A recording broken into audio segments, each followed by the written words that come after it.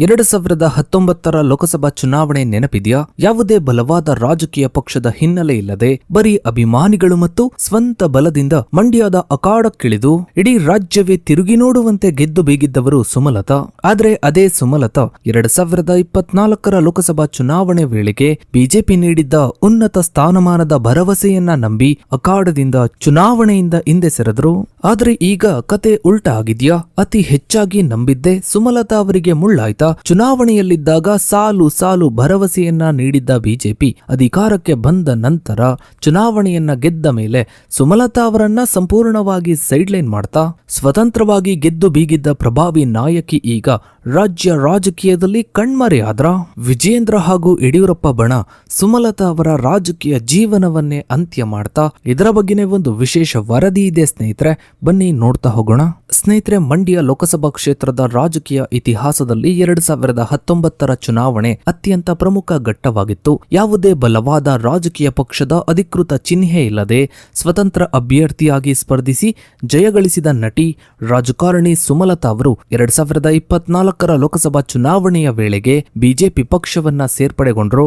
2019 ಚುನಾವಣೆಯಲ್ಲಿ ಬಿಜೆಪಿ ಇವರಿಗೆ ಪರೋಕ್ಷ ಬೆಂಬಲವನ್ನ ನೀಡಿತ್ತು ಹಾಗೂ ಇವರ ಪತಿ ಅಂಬರೀಶ್ ಅವರ ರಾಜಕೀಯ ಪರಂಪರೆ ಮತ್ತು ಅಭಿಮಾನಿಗಳ ಬಲದೊಂದಿಗೆ ಸಂಸತ್ ಪ್ರವೇಶಿಸಿದ ಸುಮಲತಾ ಸಂಸದೆಯಾಗಿ ತಮ್ಮ ಅವಧಿಯಲ್ಲಿ ಮಂಡ್ಯದ ಅಭಿವೃದ್ಧಿಗಾಗಿ ಕೆಲಸವನ್ನ ಮಾಡಿದ್ರು.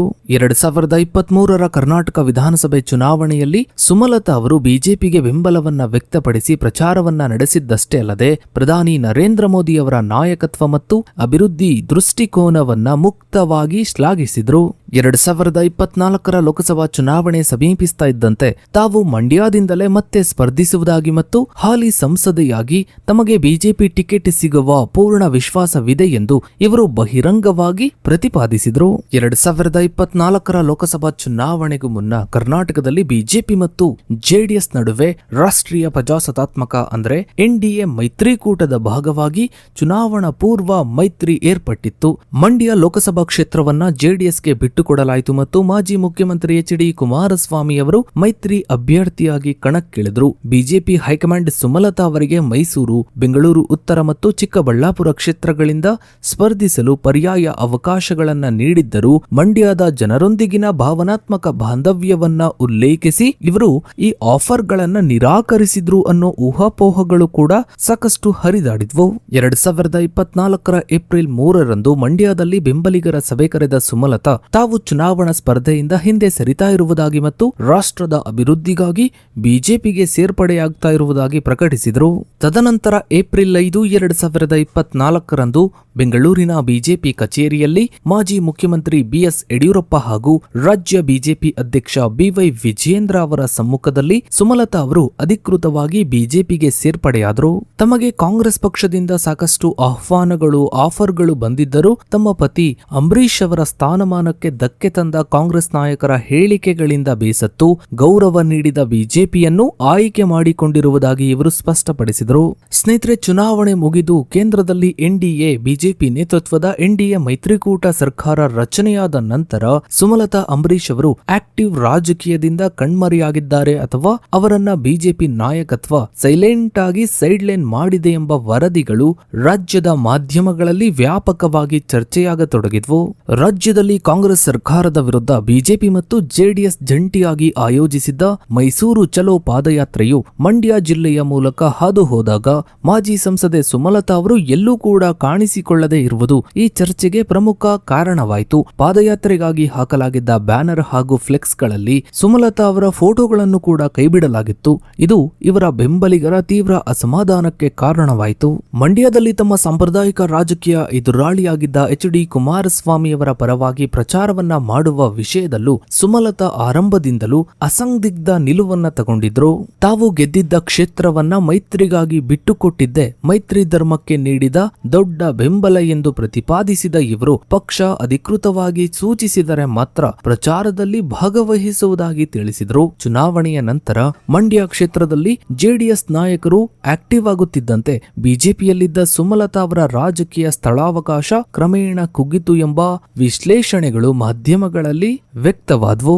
ಸ್ನೇಹಿತರೆ, ಸುಮಲತಾ ಅವರು ತಮ್ಮ ಸ್ವಂತ ಕ್ಷೇತ್ರವನ್ನ ಬಿಟ್ಟುಕೊಟ್ಟು ಕೊಟ್ಟು ಬಿಜೆಪಿಗೆ ಸೇರ್ಪಡೆಯಾಗುವಾಗ ಇವರಿಗೆ ಪಕ್ಷದಿಂದ ಸೂಕ್ತ ಪುನರ್ವಸತಿ ಅಥವಾ ರಾಜ್ಯಸಭಾ ಟಿಕೆಟ್ ನೀಡುವ ಭರವಸೆಯನ್ನ ಬಿಜೆಪಿ ಹೈಕಮಾಂಡ್ ನೀಡಿತ್ತು ಎಂಬ ವರದಿಗಳು ಮಾಧ್ಯಮಗಳಲ್ಲಿ ಪ್ರಸಾರವಾಗಿದ್ವು. ರಾಜ್ಯಸಭಾ ಚುನಾವಣೆಯ ಸಂದರ್ಭದಲ್ಲಿ ಸುಮಲತಾ ಅವರ ಹೆಸರು ಮುಂಚೂಣಿಗೆ ಬಂದಿತ್ತಾದರೂ ಅಂತಿಮವಾಗಿ ಇವರಿಗೆ ಅವಕಾಶ ಸಿಗಲಿಲ್ಲ.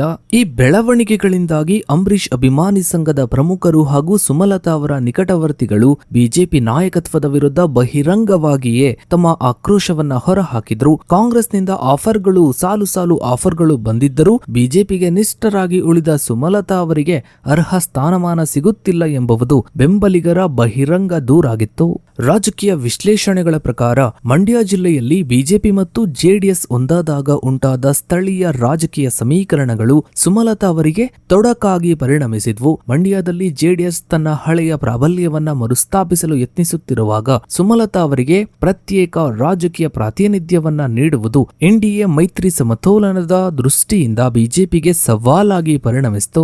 ಬಿಜೆಪಿಯ ರಾಷ್ಟ್ರೀಯ ನಾಯಕರ ಮೇಲಿಟ್ಟ ಅತಿಯಾದ ನಂಬಿಕೆಯಿಂದಾಗಿ ಸುಮಲತಾ ಅವರು ತಮ್ಮ ಸ್ವತಂತ್ರ ರಾಜಕೀಯ ನೆಲೆ ಮತ್ತು ಚೌಕಾಶಿ ಸಾಮರ್ಥ್ಯವನ್ನ ಕಳೆದುಕೊಂಡಿದ್ದಾರೆಯೇ ಹಾಗೂ ಈ ಭರವಸೆಗಳೇ ಇವರಿಗೆ ರಾಜಕೀಯವಾಗಿ ಮುಳ್ಳಾಯಿತೆ ಎಂಬ ಪ್ರಶ್ನೆಗಳು ಪ್ರಸ್ತುತ ಮಾಧ್ಯಮ ಹಾಗೂ ಸಾರ್ವಜನಿಕ ವಲಯದಲ್ಲಿ ತೀವ್ರ ಚರ್ಚೆಗೆ ಗ್ರಾಸವಾಗಿದೆ. 2019 ಲೋಕಸಭಾ ಚುನಾವಣೆಯಲ್ಲಿ ಸ್ವತಂತ್ರ ಅಭ್ಯರ್ಥಿಯಾಗಿ ಸ್ಪರ್ಧಿಸಿ ಜೆಡಿಎಸ್ ಕಾಂಗ್ರೆಸ್ ಮೈತ್ರಿ ಅಭ್ಯರ್ಥಿಯ ವಿರುದ್ಧ ಭಾರಿ ಜಯವನ್ನ ಸಾಧಿಸಿದ್ರು. ಬಿಜೆಪಿಯ ಪರೋಕ್ಷ ಬೆಂಬಲದೊಂದಿಗೆ ಸಂಸತ್ ಪ್ರವೇಶಿಸಿ ಮಂಡ್ಯದಲ್ಲಿ ಸ್ವತಂತ್ರ ನೆಲೆಯನ್ನ ಸ್ಥಾಪಿಸಿದ್ರು. ಅದೇ 2023 ವಿಧಾನಸಭಾ ಚುನಾವಣೆಗೆ ಬಿಜೆಪಿಗೆ ಬಹಿರಂಗ ಬೆಂಬಲವನ್ನು ಮತ್ತು ಪ್ರಧಾನಿ ಮೋದಿ ಅವರ ಕಾರ್ಯಕ್ರಮಗಳಲ್ಲಿ ಭಾಗವಹಿಸಿದ್ರು. ಬಿಜೆಪಿಯೊಂದಿಗೆ ನಿಕಟ ಬಾಂಧವ್ಯವನ್ನ ವೃದ್ಧಿಸಿಕೊಂಡ್ರು. ಹಾಗೆ 2024 ಟಿಕೆಟ್ಗಾಗಿ ಹಕ್ಕು ಮಂಡಿಸಿದ್ರು. ನಂತರ 2024 ಏಪ್ರಿಲ್ನಲ್ಲಿ ಲೋಕಸಭಾ ಚುನಾವಣೆಯ ಸಮಯದಲ್ಲಿ ಎನ್ಡಿಎ ಮೈತ್ರಿಗಾಗಿ ಮಂಡ್ಯ ಕ್ಷೇತ್ರವನ್ನೇ ತ್ಯಾಗ ಮಾಡಿ ಅಧಿಕೃತವಾಗಿ ಬಿಜೆಪಿಗೆ ಸೇರ್ಪಡೆಗೊಂಡ್ರು. ಪರ್ಯಾಯ ಕ್ಷೇತ್ರಗಳ ಆಫರ್ಗಳನ್ನು ಕೂಡ ನಿರಾಕರಿಸಿದ್ರು ಅನ್ನೋ ಮಾತುಗಳು ಕೂಡ ಕೇಳಿ ಬಂದಿತ್ತು. ಆದ್ರೆ ಅದು ಎಷ್ಟು ನಿಜ ಅನ್ನೋ ಬಗ್ಗೆ ಯಾವುದೇ ಅಧಿಕೃತ ಮಾಹಿತಿಗಳಿಲ್ಲ. ಪಕ್ಷದಲ್ಲಿ ಸೂಕ್ತ ಸ್ಥಾನಮಾನದ ಭರವಸೆಯನ್ನ ನಂಬಿ ಕಾಯುತ್ತಾ ಕೂತರು. ಒಟ್ಟಾರೆಯಾಗಿ ಸುಮಲತಾ ಅವರು ಮಂಡ್ಯದ ರಾಜಕೀಯದಲ್ಲಿ ತಮ್ಮದೇ ಆದ ಜನಪ್ರಿಯತೆ ಮತ್ತು ಅಂಬರೀಶ್ ಅವರ ಹೆಸರಿನ ಭಾವನಾತ್ಮಕ ಬೆಂಬಲವನ್ನ ಹೊಂದಿದ್ದಾರೆ. ಆದ್ರೆ ಪ್ರಸ್ತುತ ಎನ್ಡಿಎ ಮೈತ್ರಿಕೂಟದ ರಾಜಕೀಯ ತಂತ್ರಗಾರಿಕೆಯಲ್ಲಿ ಮಂಡ್ಯ ಕ್ಷೇತ್ರವು ಸಂಪೂರ್ಣವಾಗಿ ಜೆಡಿಎಸ್ ವಶದಲ್ಲಿರುವುದರಿಂದ ಬಿಜೆಪಿಯೊಳಗೆ ಸುಮಲತಾ ಅವರ ಪ್ರತ್ಯೇಕ ಅಸ್ತಿತ್ವ ಮತ್ತು ಸಕ್ರಿಯತೆ ಅತ್ಯಂತ ಸೀಮಿತವಾಗಿದೆ. 2019 ಕಾಂಗ್ರೆಸ್ ಜೆಡಿಎಸ್ ಮೈತ್ರಿ ಮಾಡಿಕೊಂಡಿದ್ದ ಕಾರಣ ಮೈತ್ರಿಗೆ ವಿರುದ್ಧವಾಗಿ ಸುಮಲತಾ ಅವರು ಸ್ಪರ್ಧಿಸಿದ್ರು. ಆಗ ಇವರು ಬಿಜೆಪಿಯ ಬೆಂಬಲವನ್ನ ಪಡೆದುಕೊಂಡಿದ್ರು. ಕಾಂಗ್ರೆಸ್ ಜೆಡಿಎಸ್ ಮೈತ್ರಿ ಹೀಗೆ ಮುಂದುವರಿಯುತ್ತೆ ಅಂತ ಭಾವಿಸಿದ್ರು. ಆದ್ರೆ ಲೆಕ್ಕಾಚಾರ ಉಲ್ಟಾ ಆಯಿತು. ನಂತರ ಬಿಜೆಪಿ ಜೆಡಿಎಸ್ ಮೈತ್ರಿ ಮಾಡಿಕೊಂಡ್ವು. ಸುಮಲತಾ ಅವರು ತಮ್ಮ ಕ್ಷೇತ್ರವನ್ನೇ ತ್ಯಾಗ ಮಾಡುವಂತಹ ಪರಿಸ್ಥಿತಿ ಎದುರಾಯಿತು.